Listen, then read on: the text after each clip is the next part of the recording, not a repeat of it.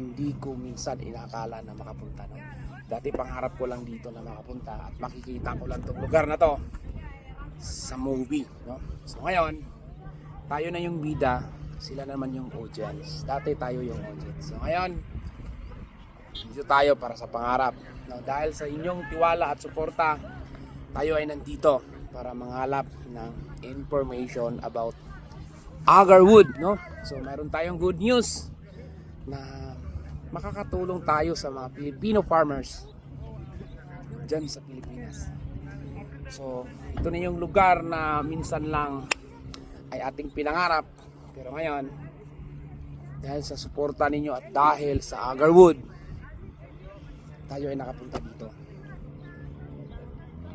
Lugar na kung saan makikita natin puro disyerto, buhangin, but dito ko nakita mga kaagar na napakalaking buhangin, pero mayroon silang ginawa ngayong gubat, no? Nagre-reforestation sila dito at nakausap natin yung isa sa mga may plano na gawing forest itong isang lugar na napaka-imposible, but nakita natin in personal na talagang tumutubo yung kahoy.